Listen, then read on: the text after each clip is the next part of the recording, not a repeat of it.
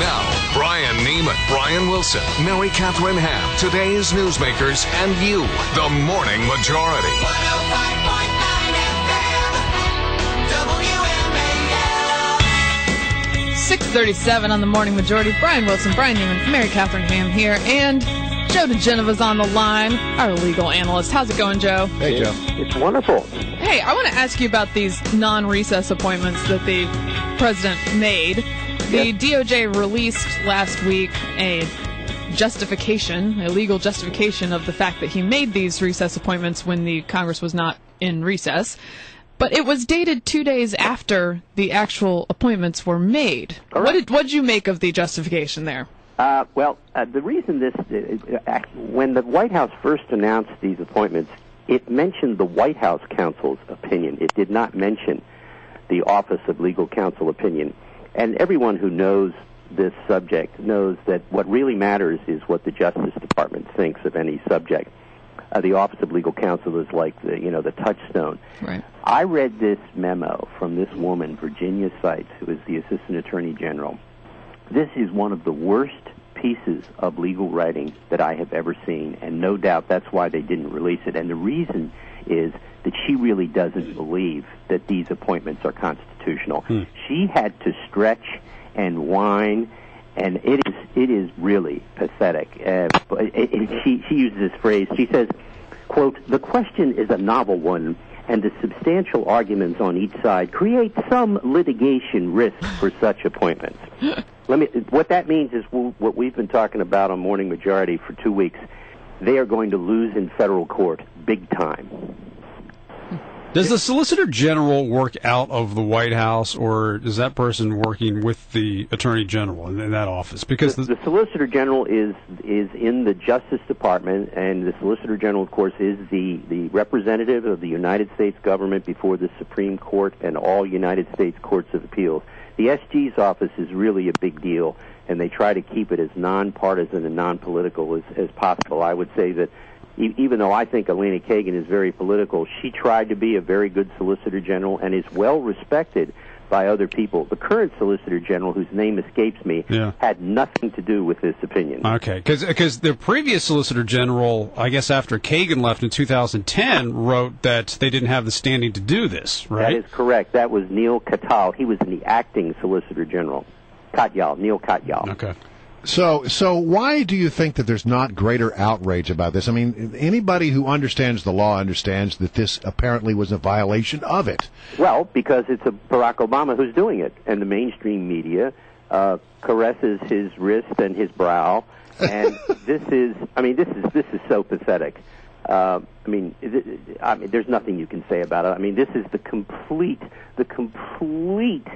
I mean, they are supplicants in the media at this point. This is a joke. This is so aggressively unconstitutional. If it were George Bush, I can assure you, the people that occupy D.C. would now be at the White House storming the gates.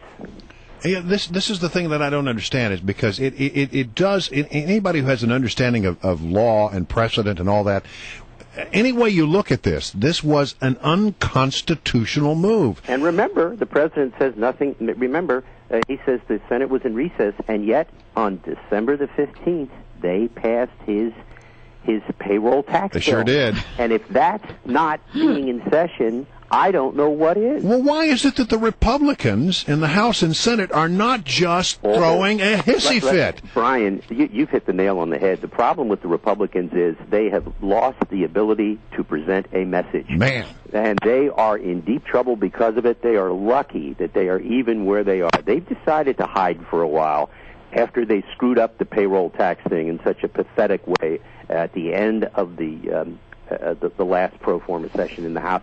These guys are now the Republicans run the risk of being in very serious trouble in the 2012 elections in the House because they have not been able to get their message together. Let me give you a good example. Every time these clowns go on television from the House for the Republicans, you know what they do? They talk about the other chamber. They never say what they should, which is the Democrats control the Senate. They haven't passed a budget in 4 years. The president's budget was defeated 97-0 by his own party. They never say that the Democrats control the Senate. The messaging out of the Republicans in the House is awful. You know, on that note, Joe, and I'll cede the floor here, but I mean, there have been those in the Tea Party who've said they are not particularly pleased with Speaker of the House John Boehner.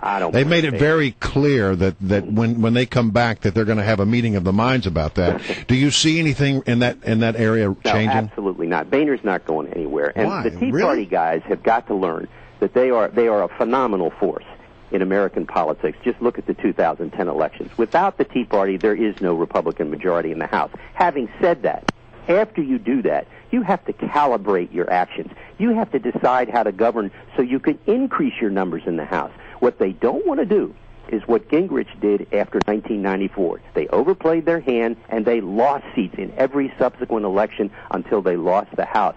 You've got to govern smartly. It doesn't mean you've given up your banner just because you carefully calibrate your actions. That's where the Tea Party guys have had better be careful. On the D.C. Occupy story, which is fantastic, because the Mayor Gray now says, "Well, we can't have this here. There's rats. That's filth. You know, we got to close this down." And I could also use some money from the federal government. You know, it's just amazing. When he said rats and filth, they thought he was talking about the council. Yeah, that's right. But does the mayor have any kind of legal ground to stand on? How is this going to play out? Well, the mayor doesn't have any legal leg to stand on at this point because they have given in to the request of the occupiers. As you know, we've been talking about this again on Morning Majority now since this started. Once they gave up the right to remove these people from McPherson Square without a permit, remember, they do not have a permit to be there. Right. Once they gave up the right to remove them, they created rights for the demonstrators. The mayor went along with it because everything was hunky-dory. Right. They were marching. They were supporting the mayor. They were supporting home rule. Now he's beginning to hear from property owners, people who own the buildings around McPherson Square. We used to have our law office right there on McPherson Square up until about 6 or 7 years ago. Beautiful park. It is now a garbage can. It is disgusting.